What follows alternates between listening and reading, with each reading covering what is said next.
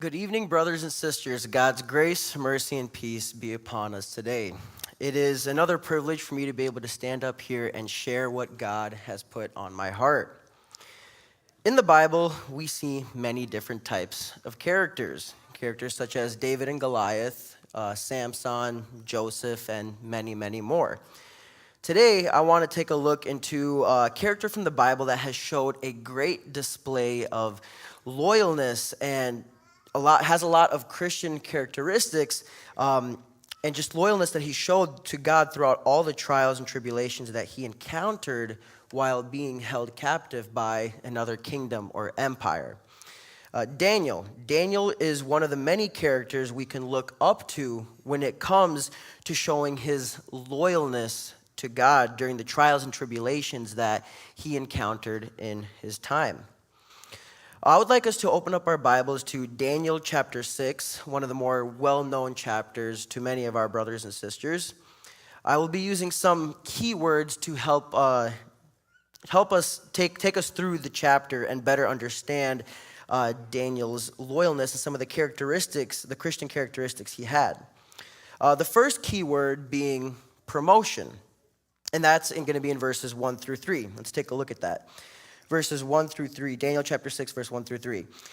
It seemed good to Darius to appoint 120 satraps over the kingdom, that they would be in charge of the whole kingdom, and over them 3 commissioners, of whom Daniel was one, that these satraps might be accountable to them, and that the king might not suffer loss. Then this Daniel began distinguishing himself among the commissioners and satraps because he possessed an extraordinary spirit, that the king planned to appoint him over the entire kingdom. The first key word is promotion. Daniel was put in a high position, and he was about to be put in an even higher position in the kingdom to be able to promote God and his glory. Now, the next key word is plot, and that's going to be written in verses 4 through 9. Then the commissioners and the satraps began trying to find a ground of accusation against Daniel in regard to the government affairs, but they could find no ground of accusation or evidence of corruption, inasmuch as he was faithful, and no negligence or corruption was to be found in him. Then these men said, "We will not find any ground of accusation against this Daniel unless we find it against him with regard to the law of his God." Then these commissioners and satraps came by agreement to the king and spoke to him as followers. "King Darius, live forever. All the commissioners of the kingdom, the prefects and the satraps, the high officials and the governors have consulted together that the king should establish a statute and enforce an injunction that anyone who makes a petition to any god or man besides you, O king, for 30 days shall be cast into the lion's den. Now, O king, establish the injunction and sign the document so that it may not be changed according to the law of the Medes and the Persians, which may not be revoked." Most of the commissioners and the high-end officials gathered together to ask the king to sign a document stating that if anyone were to make a petition to any god or man besides this king, that they're to get cast into the lion's den. And what does the king do? Let's take a look at verse 9. Therefore, King Darius signed the document, that is the injunction. We now have a law. If you make a petition towards God or any other man, you are to be cast into the lion's den for 30 days. So we've seen the promotion, and we've seen the plot. And there's a third key word, and that is perseverance. Perseverance would be written in verses 10 and 11. It says, "Now when Daniel knew that the document was signed, he entered his house. Now in his roof chamber he had windows open toward Jerusalem. And he continued kneeling on his knees 3 times a day, praying and giving thanks before his God, as he had been doing previously. Then these men came by agreement and found Daniel making petition and supplication before his God. What did Daniel do after he found out about this new law that was made? Well, he went back and did exactly as he was doing previously. He went back to praying. Now, this pattern or these characteristics could have come, or very well could have come from David in Psalm 55. Now, I won't be reading the whole chapter, Psalm 55, but David had many characteristics that Daniel could have taken. And so, what did Daniel do after he found out about this new law? Well, he went and he prayed. Daniel prayed morning, noon, and night. Now, we could ask ourselves, couldn't Daniel just close the blinds and pray in darkness without having the windows open towards Jerusalem? Or maybe, have the windows open, but to walk around and act as if he's doing something around his house, but in reality he was praying to God. He very well could have done that. But he didn't, because any compromise at all would have been considered a self-serving act. And that wasn't in his character to do that. Perseverance. There's also another key word, and that is prosecution in verses 12 through 14. Verses 12 through 14 says, Then they approached and spoke before the king about the king's injunction. Did you not sign an injunction that any man who makes a petition to any god or man besides you, O king, for 30 days is to be cast into the lion's den? The king replied, This statement is true, according to the law of the Medes and the Persians, which may not be revoked. Then they answered and spoke before the king. Daniel, who is one of the exiles from Judah, pays no attention to you, O king, or to the injunction which you signed, but keeps making his petition 3 times a day. Then as soon as the king heard this statement, he was deeply distressed and set his mind on delivering Daniel, and even until sunset he kept exerting himself to rescue him.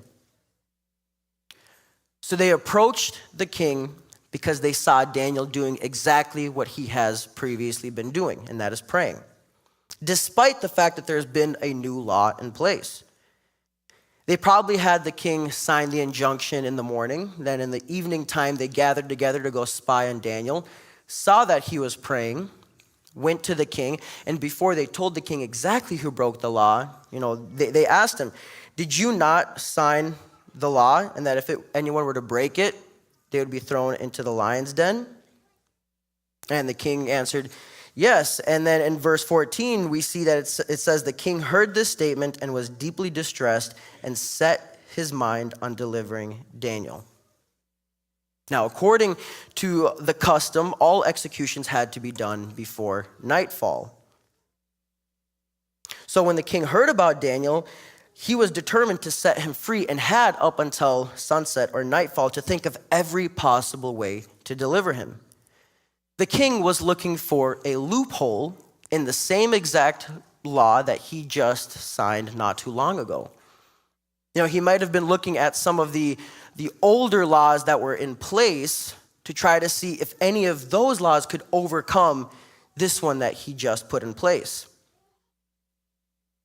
Now, throughout all of this, we could take a look at Daniel, and he doesn't say anything. He does not stand up for himself at all. Just like Christ in Isaiah chapter 53, verse 7. Isaiah chapter 53, verse 7. He was oppressed and he was afflicted, yet he did not open his mouth. Like a lamb that is led to slaughter, and like a sheep that is silent before its shearers, so he did not open his mouth. Daniel has the confidence in God that he just commits himself to him. I mean, what else could Daniel really say besides, yes, I was praying morning, noon, and night, and I will continue on praying morning, noon, and night. Promotion, plot, perseverance, prosecution, and the next word is penalty in verse 15. Then these men came by agreement to the king and said to the king, Recognize, O king, that it is a law of the Medes and the Persians that no injunction or statute which the king establishes may be changed. Then the king gave orders to Daniel. The king gave orders, and Daniel was brought in and cast into the lion's den. The king spoke and said to Daniel, "Your God, whom you constantly serve, will himself deliver you." A stone was brought and laid over the mouth of the den, and the king sealed it with his own signet ring, and with the signet ring of his nobles, so that nothing would be changed in regard to Daniel. Now, in the lion's den, these were real lions. They were purposely starved so that when a human was tossed into there, that human would die instantly. Now, I believe that there were more than, say, 2 to 3 lions, maybe more than 5 to 6 lions, because at the end of the chapter, we read that those who plotted against Daniel, they and their families were all tossed into the lion's den, and all their bones were crushed, all of them died before a single one of them hit the ground.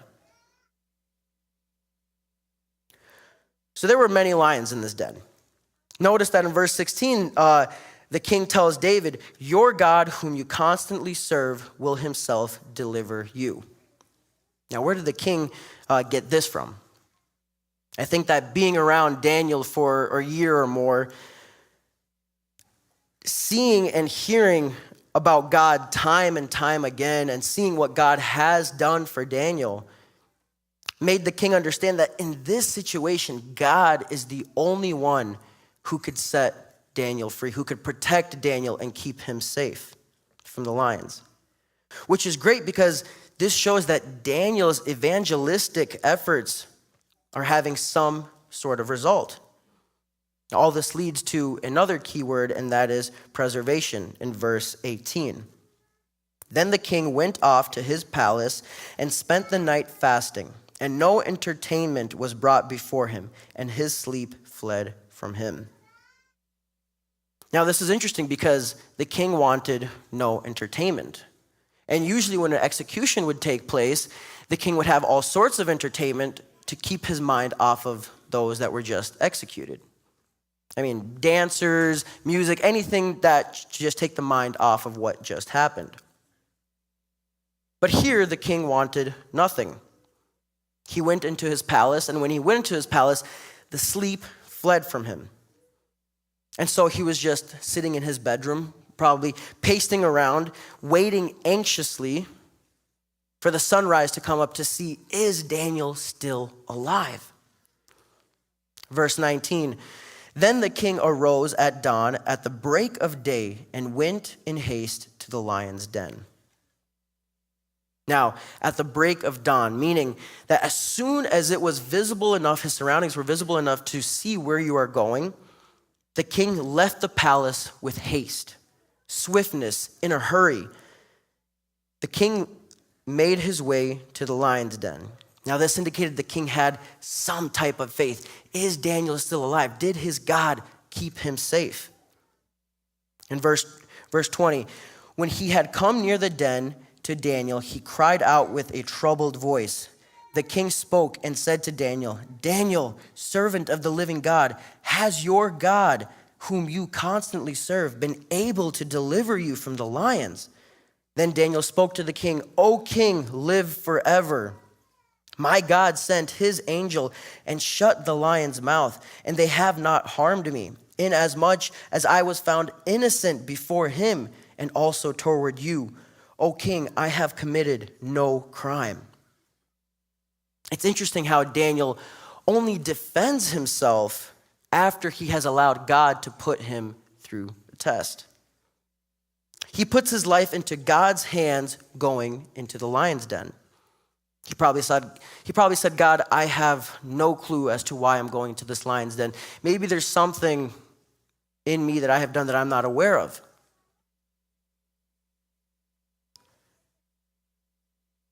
But he gives himself to God and says, "I'm going to leave it up to you." And we could read here that it says, after going to the lion's den, He says, I didn't do anything. I'm innocent. Now, how does Daniel know that he's innocent? Because God has had the perfect chance to punish Daniel, and he didn't. Verse 23, then the king was very pleased and gave orders for Daniel to be taken up out of the den. So Daniel was taken up out of the den, and no injury whatever was found on him because he had trusted in his God. The king was happy for Daniel. Daniel shows us in this chapter that he believed in God and God honored his faith. But that's not always the case. Isaiah believed in God and he was sawed in half. Peter believed in God and he was crucified upside down.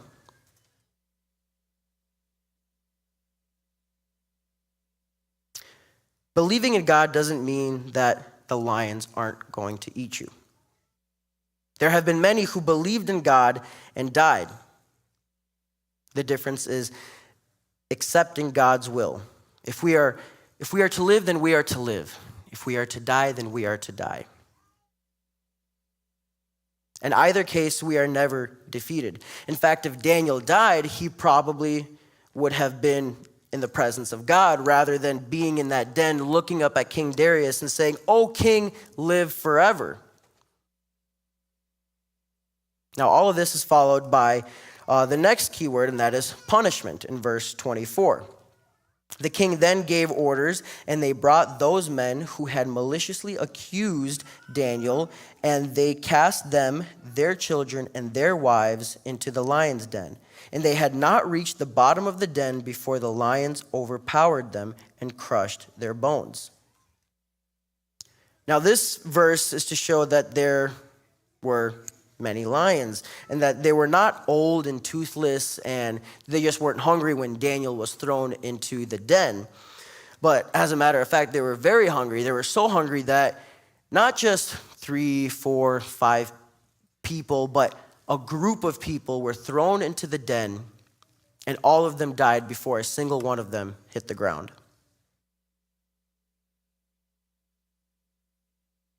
Some of the key words we went over so far are promotion, plot, perseverance, prosecution, penalty, preservation, punishment, and the next word is proclamation in verse 25. Then Darius the king wrote to all the peoples, nations, and men of every language who were living in all the land, "May your peace be abound.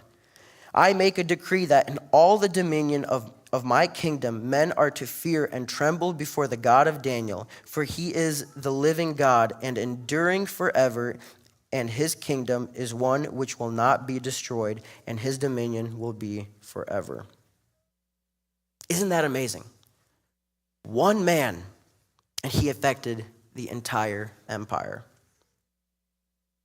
Now the whole empire has to tremble at the God of Daniel. All it takes is just one person. Verse 27, he delivers and rescues and performs signs and wonders in heaven and on earth, who has also delivered Daniel from the power of the lions. This is awesome because who gets the glory here? God does. Not Daniel. Daniel was just there, but here God got all the glory. The last key word is prosperity, verse 28. So this Daniel enjoyed success in the reign of Darius and in the reign of Cyrus the Persian. You prosper. To sum everything up, what are the elements of character that we can take for ourselves? What makes a person able to affect an entire nation or entire empire? What is it in Daniel? Daniel transcended history. He was great and useful to God because he transcended history. He sought the kingdom of God, and in doing so, he set himself free from all the humanly muck that was around him, that surrounded him. He lived a consistent life from start to finish. From young to old, he lived his life for God. Many of us, I myself included, come in and out of consistency. We come in and out of living our life for God. That's what separates us from Daniel. Daniel fulfills his calling. His only desire is that God's will be fulfilled. He has a great attitude. In the Bible, we see people saying that Daniel has an excellent spirit. He will be envied and hated by the whole world around him, but he will never be bittered by it. He is known by his virtue and his integrity, even by his enemies. He is a faithful citizen and subject to the laws until it causes him to violate God's law. He is willing to face any consequences in the framework of God's will and leave the outcome to God. And lastly, he is a vehicle for God's glory.